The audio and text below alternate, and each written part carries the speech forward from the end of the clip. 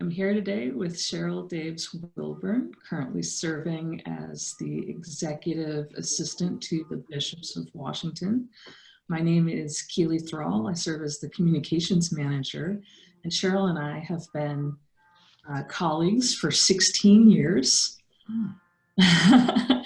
And I'm very sad to report that Cheryl is going to be retiring early next year, and we are going to have a little bit of an exit interview today. So Cheryl, my first question for you is, what brought you to the diocese?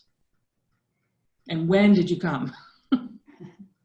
Okay, I came in, I'm shudder to say, in 1971. I like to tell people that I just missed the cornerstone laying in 1907 is what I feel like, but no, it was 1971. And I have two versions of the story. I like to say I started as a child and I was at Beauvoir, and I would come over in the afternoon with a pad and a pencil and sit with Bishop Walker, but that's not the real story. I was older, but I was still young. I was just out of college. I had worked 1 year with a organization that had government funding and had a cut, and I was the last hired and the first fired, and so I was looking for work, and I was going to agencies, trying to get interviews and leads, and not having success. And my mother was very active in Holy Comforter Church, and we actually lived across the street from the church. And I went there in my elementary years through high school.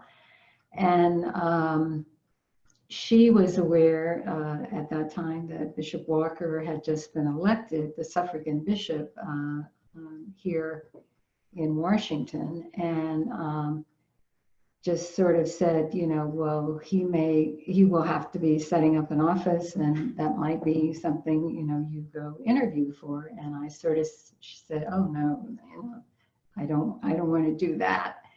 And I still kept waiting for leads on jobs and didn't have any. And so I somewhat reluctantly went over to the cathedral to interview with him. And he was canon missioner at that point.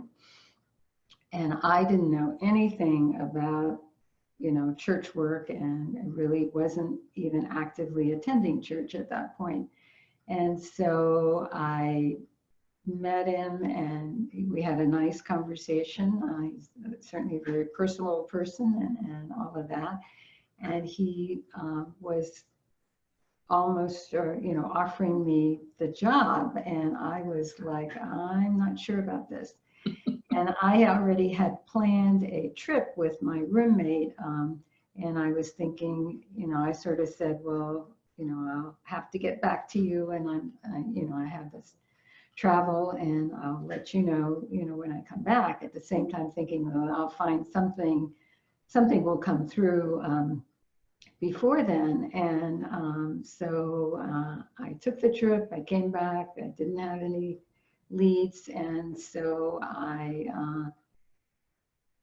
somewhat reluctantly said, okay, you know, I'll do it. But I, you know, I had this stereotype idea of, you know, what is the job going to be? And, you know, I don't even want to tell anybody that I'm working for the church and we're going to be sitting there praying, or what are we going to be doing?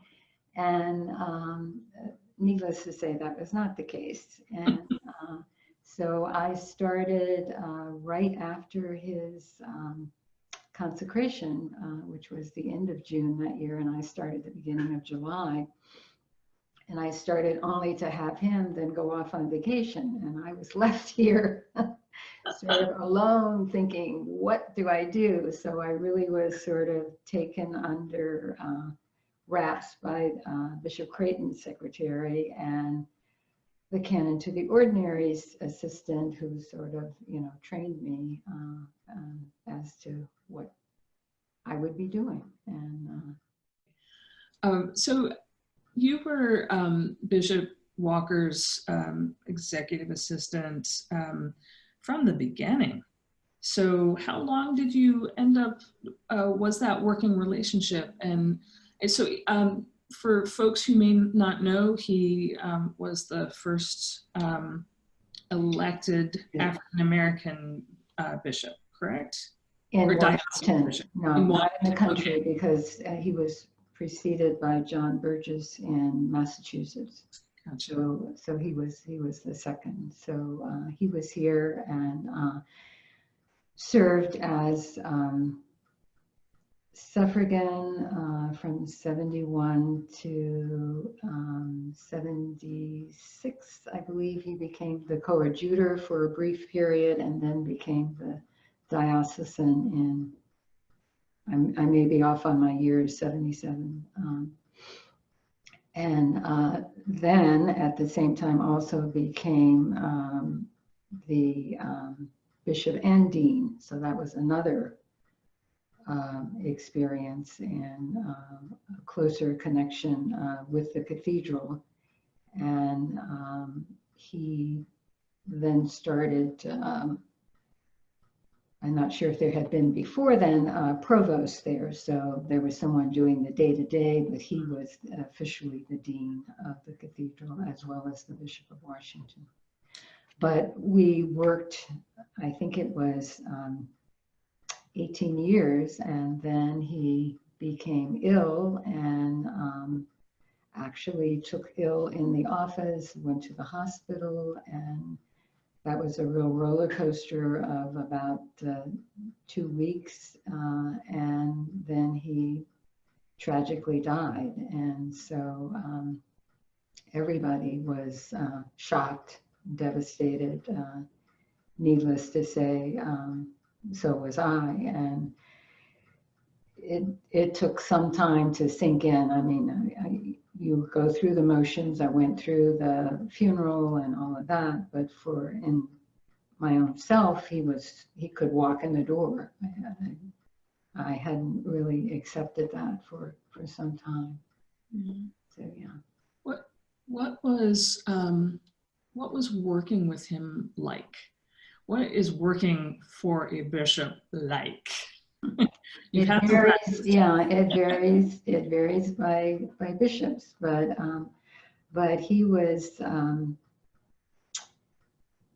he and Desmond Tutu shared this personal side of them, and engaging and fun, and sort of like a magnet. When he would go out, just everybody would want a part of him or want to talk to him or whatever. But he wasn't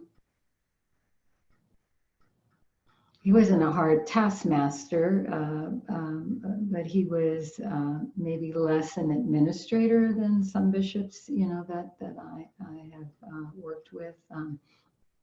A lot of fun. Usually smiling and joking, always joking at me, of course. And he liked to sing, and so you'd hear him singing or humming a song or something, and he knew all of the words to so many hymns. He would just, start singing. And he liked children, and so he was always engaging or attracted to anyone who had a little kid around or a baby or this or that. I remember the vergers at the cathedral talking about trying to get him out of a service without stopping and greeting every little kid. So, that sounds a little bit like someone I know. You are also very, I like babies. Yes, right. So you mentioned Archbishop Tutu. If I know my church house lore, I understand that you took a pilgrimage to South Africa. Is that right? And you met him? I'd actually met him before I took that trip. So I already knew him before I went. But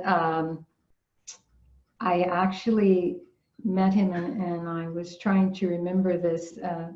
He came through Washington after he and Bishop Walker had met at a Lambeth conference, and I'm thinking it was maybe like 1978 or something. They're every 10 years, and I need to go back to see what the year was. But I think they had met there and sort of hit it off or bonded, and then he came through Washington. I don't remember what the reason was, but I remember he came to the office and I got to meet him, and was just so overwhelmed by his presence, as everybody is. And all I remembered was just thinking, you know, why can't we keep you here? Why do you have to go back there at that point where there still was apartheid?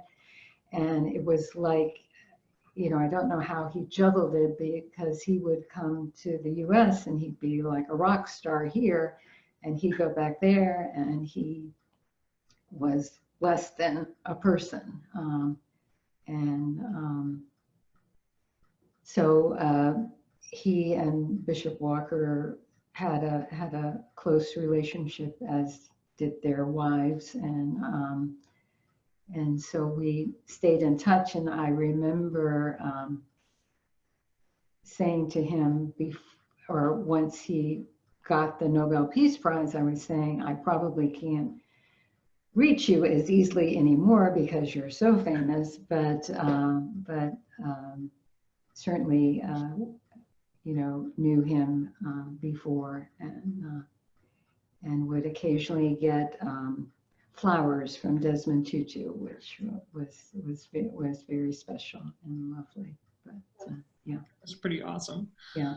But then with Bishop Chain, just to close that loop, after he was consecrated in 2000, we already had a partnership with the church in South Africa, and he had an invitation to go over, Bishop Chain did. And so he pulled together this very quick trip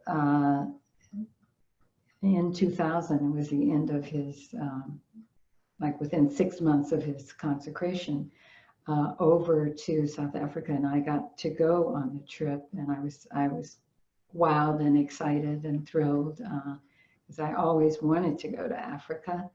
And but it was a whirlwind. I was trying to look, I think it was like only 8 days, and it was a blur, and we were a group of about 11, I think, and we were mainly in Cape Town. We took a brief jaunt, sort of a 2-day and overnight to Johannesburg, and then back to Cape Town. But you know, seeing lots of things and connecting with programs there, as well as being hosted by the Archbishop. And out of that came Archbishop Ndugande and John Chain coming up with this great idea. We're going to have a partnership, and it wasn't going to be like a diocese to a diocese. It was going to be a diocese to a province, and nobody knew what that meant, how that would work, but they agreed to it. And we came back and tried to set up a committee and tried to make it into something, which it did become. But we were all feeling our way in the dark. But anyway, but it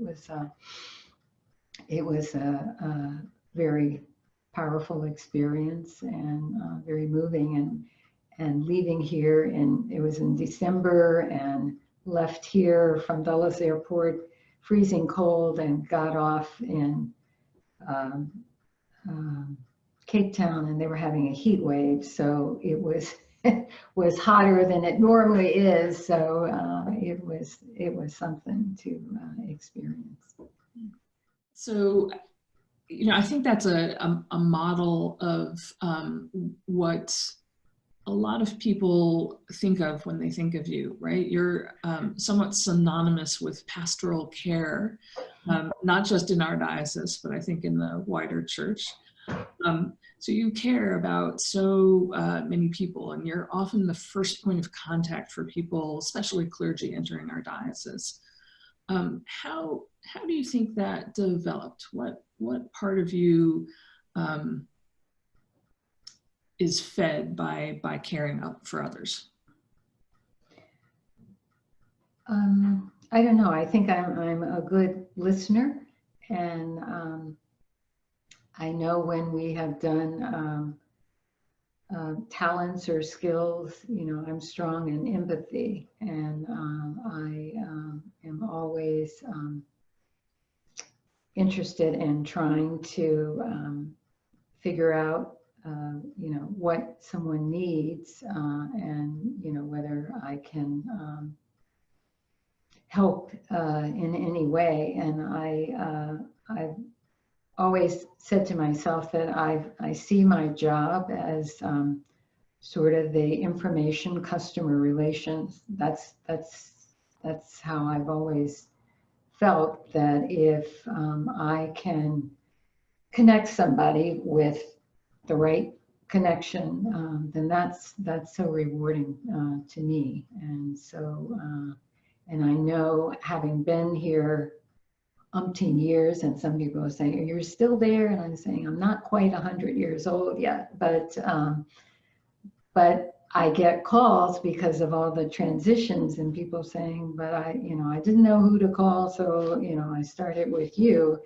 And it's been rewarding to me to say, well, the person you need to talk to is X, and then to hear people, especially in now with my interviewing people for licensing, which I hadn't done till the last few years, but that has been rewarding in hearing about what interests or talents someone brings, and then saying, well, you need to connect with so-and-so because, they're also into that or interested in that or might be helpful. And so I just like to make connections. Yeah. I think we've all benefited from those connections. And from a staff perspective, we've also benefited from your care. If any one of us is going through some sort of thing, we always know that we can come into your office and sit down on your chair. And you might be like working away, but you're listening to us pour out our hearts. It's very comforting. From your perspective of sort of long tenure, you have maybe some insight that few people can match. Do you have maybe any wisdom that you can offer to people coming into the diocese, either lay or ordained? I know that I have wisdom, but I would say it's an exciting diocese. It's a out front diocese. It's one that has many ways to be involved, and constantly more and more opportunities are being offered. And I think it's a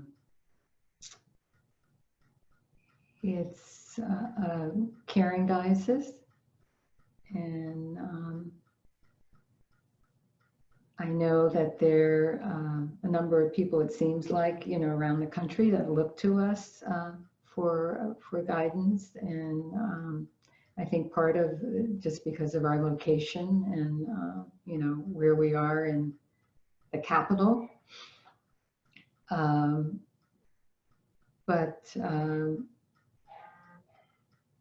The only other thing I would say is, I would ask people just to follow in the ways of Jesus, as Michael Curry says, because I think that is helping all of us in the church right now, and being very supportive to us at this time when everyone is really overstretched and divided and on so many different fronts. And so I think if there's a way to